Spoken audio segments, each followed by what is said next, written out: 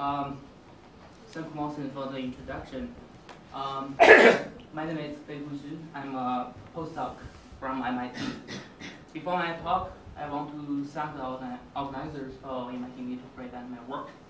In particular, I want to thank Professor Qiang Zhang for the great organization. So today, I will basically talk two of our recent experiments to study how to demonstrate a protocol called quantum fingerprinting. So the first experiment is the proof of principle.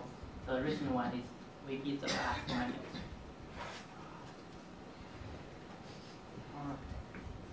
Okay, so the first experiment was done when I was at Toronto and in Taekwondo group, and I collaborated with Professor Norbert House, Wadi Makarov from IQC, and also Chen Feng group at University of British Columbia. The recent experiment was mainly done Professor Qiang Zhang and Jianwei Pan group. The detector we use was made by Li Xinyu group. So quantum information, this is a trustworthy quantum information workshop, so I believe everyone here are in this subject. In quantum information, the first thing we do is try to find some protocols with quantum advantage. And once we've done this, we try to find which protocol can be done in experiment. And then finally, we find which one is practically useful. Ideally, we wish to find as more protocols in this intersection. To give you an example, QKD, quantum key distribution, like Jill said on Monday, QKD was invented around 1984. After about 10 years, people found it can really done an experiment in both fiber or the free space. Then after another 10 to 15 years, we know QKD is really useful and it can be really used in practical applications. Like yesterday, we had one nice tour in that building with a lot of applications, a huge network in China. So this is QKD. Now the question we are asking is, besides QKD, can we find some other quantum communication protocols have the same root and also be useful in, and also be done experiment and be useful in practice? Today I will discuss one specific protocol called quantum fingerprinting. Before our experiment, it's only in this part. Our contribution is to move quantum fingerprinting from this part to this area. I want to emphasize we are not in this useful section yet. This is a goal for our future research. Okay, what is quantum fingerprinting? Fingerprinting is in the subject called communication complexity. This figure shows the world map about internet use. We know the internet users is increasing every day, and in such huge global internet, one important question is find the minimum amount of information to solve distributed communication tasks. In other words, we want to try to find some efficient scheme to solve remote computational tasks. So this is called communication complexity. The question is very important in a lot of fields, like fundamental physics, computer science, and also the soft-green communication, circuit design, and so forth. In communication complexity, the famous model is called fingerprinting model. Here I show the called simultaneous message passing model. The model works as follows. Suppose Alice have a message X, Bob have a message Y, and they both send a message to the third party called the referee. The task for the referee is to determine whether X equals Y or not. Here we have two restrictions. This is important. First, we only allow one-way communication, which means only Alice sends something to referee or Bob sends something to referee. We do not allow referee send something back. The second restriction, Alice and Bob do not have any shared randomness. So given this situation, the question we are asking is, for two n-bit message, what is the minimum amount of information that must be transmitted to the referee? So we want to find the minimum amount of information in order for the referee to make the right decision with small errors. Okay, this is the fingerprinting model. Now the next question is why we need quantum fingerprinting. So the basic answer is we can transmit it less information. So it was proven before, if we only use classical state to encode the message, the lower bound is about square root n bits. However, if we use quantum state, it allows a log 2n qubits. So in other words, we have an exponential gap between quantum and classical. So the quantum fingerprinting theory was proposed at about 2001. So this is the theory. It looks beautiful. We have an exponential improvement over classical case for this fingerprinting model. We can transmit it less information. Then we think, can we really do this in experiment? We found this challenge because if we want to have this advantage, we need log 2n highly entanglement qubits. We know this one is experimental very challenge. So more specifically, we need to prepare a n qubit entanglement state like this.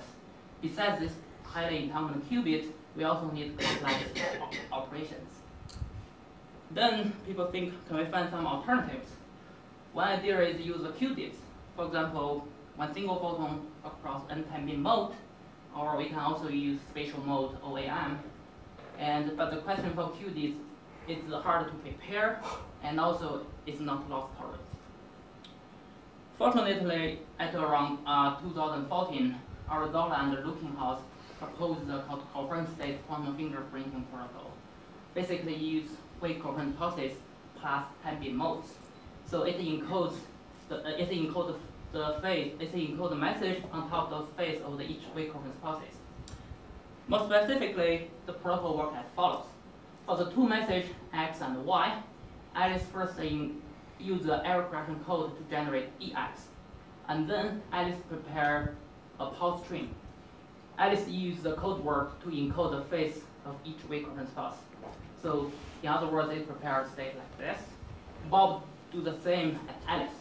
And after the encoding, Alice and Bob both send the pulse string to the referee. What the referee did is simply use a beam splitter and two single photon detectors to check the click. We know if the phases are the same, only this detector clicked. However, if they are different, only this one clicked. So the referee just simply check the clicks on these two detectors, and he will did if they have more and more clicks. If I have more clicks, these are different. If they're otherwise, it will be the same. So this is the original protocol. We can see it's simple to implement. We only need to prepare wave coherent pulses and use linear optics. And for transmitted information, as I said, for qubits, suppose a single photon across n timing mode is equivalent to log 2n qubits. Now here, we use wave coherent pulses. Suppose we have a total photon number mu, and it's also across n mode. Mathematically, it's equivalent to mu times log 2n qubits. So the essential idea of this protocol is to keep the photon number at a small constant. So we are working at exponentially small subspace of a larger Hilbert space. So we can still keep the exponential improvement. But I want to emphasize the cost of this protocol is the number of modes is linear in the input size, which means we need to send a lot of wave coherent pulses. So I heard this topic at around 2014 from the talk by Norbert Looking-House. After the talk, I discussed with him, can we really do this in experiment? So we found these challenges. First, we have imperfections.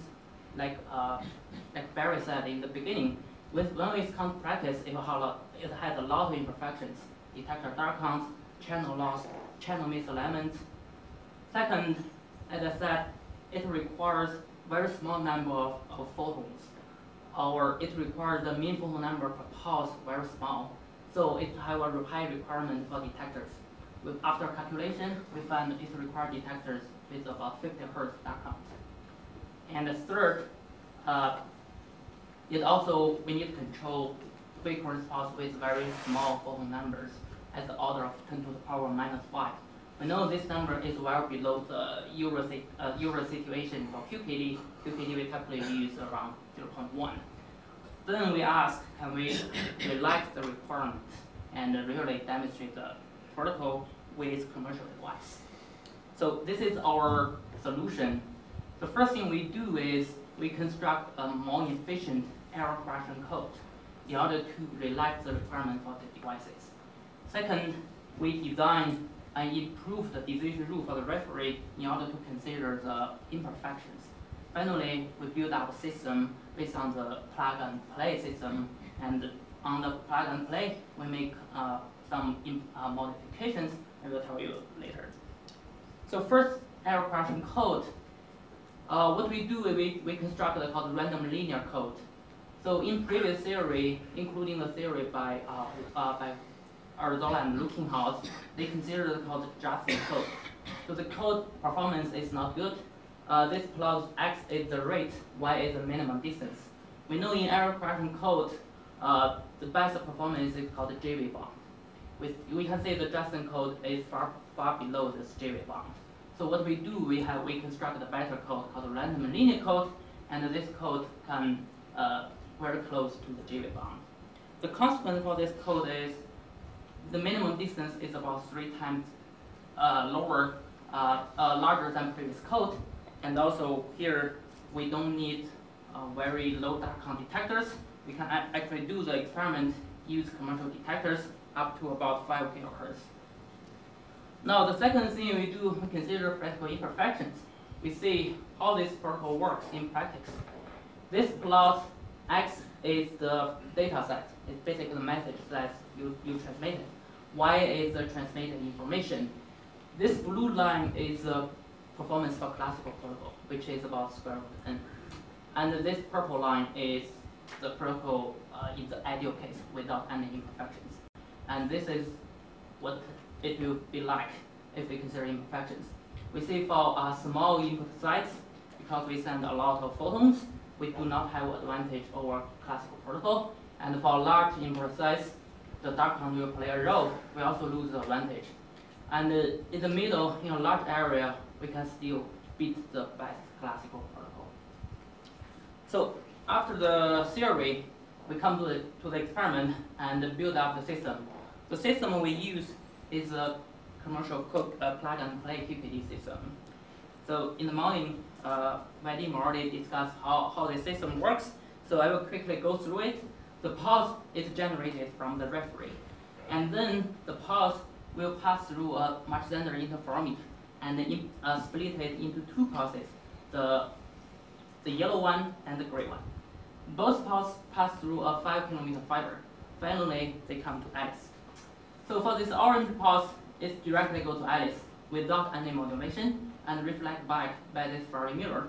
Because this Faraday mirror, it will rotate the polarization, it comes to Bob. Once it comes to Bob, Bob will encode the code word EY on top of the face of this orange pulse. For the gray pulse, once they come to Alice, Alice will encode EX on the gray pulse. Finally, both pulses come back to referee. Interfere under this beam splitter and detect by these 2 detectors. So this is our setup. I want to emphasize all this red box is our modifications on top of the initial commercial system. So we do 3 modifications. First, we use the free-running in-gas detectors to replace the old detectors in the system. This detector have about 20% efficiency and 2 to 3 kilohertz dark count. And the second modification, we use 2 external function generators to modulate the phase according to the code words. The third one, we use the variable optical attenuators to highly attenuate the coherent pulses in the level of about 10 to the power minus 5. Also, after these modifications, we need a lot of synchronizations, calibration, and polarization control. In the end, we get a very nice interference visibility, which has about 99% over 5-kilometer fiber. And this photo shows our experimental setup when I did the experiment in Vadim Makarov group. So this is Alice encode the code word Y. This is Bob encode the code word, and this is the detector used by referee, and this is the commercial plug-and-play QKD system. With this setup, this is our results. We define the quantum advantage as the best classical protocol over the quantum information, and the best classical protocol is about 32 square root n. And this is the plot. X is the data size, Y is the transmitted information, and this 4 point is our experimental results. For gamma smaller than 1, we do not have any quantum advantage, and for this area, we clearly see the quantum advantage. To give you an example, for message up to 100 megabits, the information transmitted is about 66% lower than the best known classical protocol. So this is the first experiment, and I presented this experiment last year in QCrypt at TYQI. So after my presentation, Professor Jill Brazzard asked me the question, since I already beat the classical protocol, can we do much better and even beat the classical theory limit? So here's the reason why we didn't do it in the first experiment. For the best known classical protocol, the transmitted the bound is about 32 times square root n.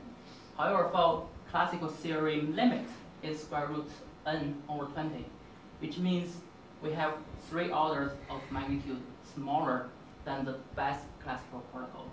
So to do this, we need much better experimental effort and the resources. Fortunately, we done this year, and here's our solution for how to do this.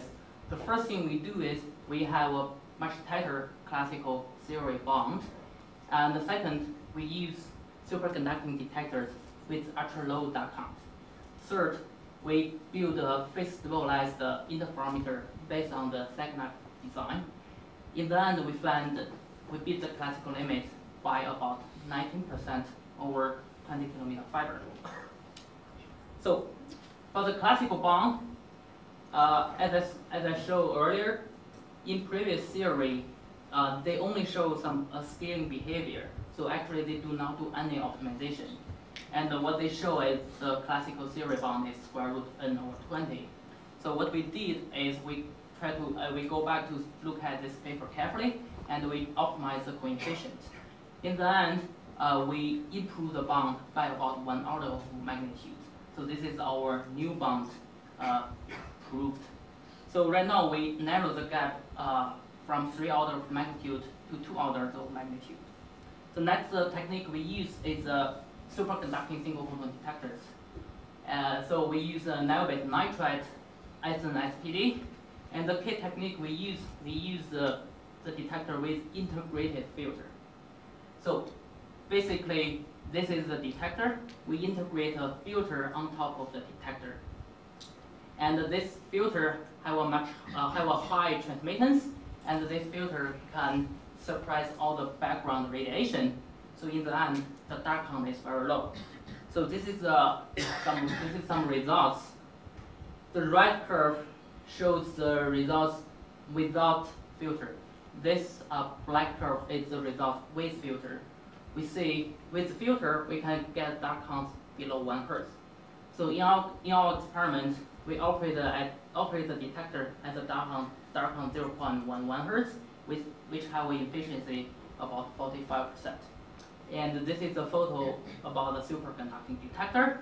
You can clearly see the cryostat and the pump, and also the electrical control to control the bias current.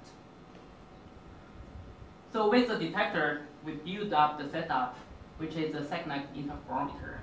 So the pulse is still generated from the referee, and after some filtering attenuation, the pulse will go to Alice, and Alice encode the phase, and Bob do the same, encode the phase. Finally, they come back and interfere as the spin splitter. So some key technique is with this setup, we have the automatable phase compensation, and also we have a high interference visibility over 96%, and the system is very stable up to 24 hours. And as a comparison with the first experiment, for plug and play, due to the design, is actually an asymmetric scheme, which means Alice must be close to the referee, and Bob is about 5 kilometers far from the referee. And with this new setup, we can make both Alice and Bob far from the referee. Each channel is about 10 kilometers. And this is our experimental measurement. We do the experiment over 3 distances, 0 kilometer, 10 kilometer, and 20 kilometer. This red dot is the count for same message, and this blue dot is the count for different message. And this is the threshold we use. So if the count is below the threshold, we conclude the same. If it's above the threshold, we conclude different. We can clearly see we succeed to distinguish whether they are same or different distance. And also in our experiment, the mean photon pair per pulse is very small, in the order of 10 to the power minus 7. This is our experimental results. Still, this is the transmitted data size for Alice and Bob. Y is the transmitted information. As I said, this is a biased classical protocol. This is classical theoretical limit. Due to our theory improved bound, which this one is about 2 orders of magnitude lower than the best classical protocol.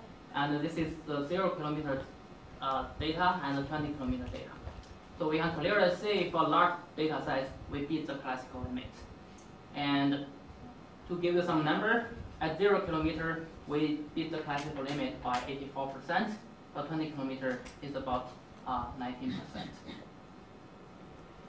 Besides we fingerprinting the message, we also fingerprint 2 real videos.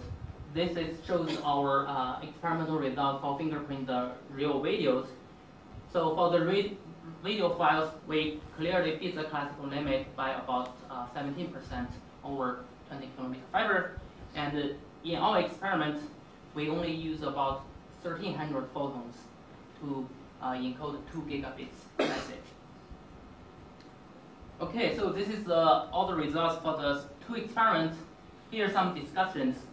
As I said earlier, although this coherent quantum fingerprinting can transmit less information, however, a drawback is we use more time beams, or we use more pulses. Second, in our experiments, we use two-way system, so it has redundant channel use, and also the synchronization is done locally. However, in future, there's some this is a lot of improvement we can do. First, we can do multiplexing, which means we can encode more bits on each pulse. Then we don't need to transmit so many pulses. And for to solve the two-way system, we can do an independent laser with phase locking. And also for synchronization, we can do distribute synchronization. So in summary, I use the title from an article by Physics World. So Alice and Bob have their quantum fingerprint checked. So we demonstrate quantum fingerprinting that beat both the classical protocol and also the ultimate classical limit. And all experiments open the door to other potential useful applications, such as energy efficient communication. Lastly, I invite everyone to visit Boston. So if you have time or you pass by, send me an email. Boston has the best Boston lobster. So if you pass by, I for sure can treat you lobsters. All right, that's it. Thank you so much for your attention.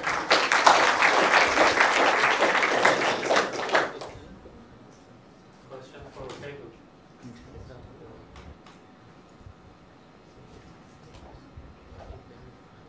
I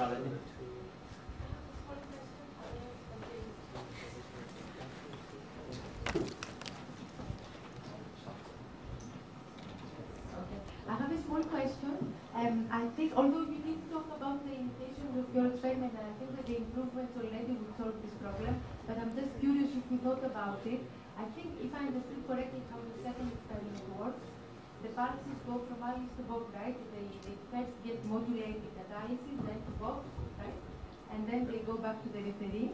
So I'm wondering if you took into account the fact that for this protocol to not be possible classically, the Alice box should not share randomness, right? Right. So how do you ensure that, given that the path is circulated, if I understood correctly?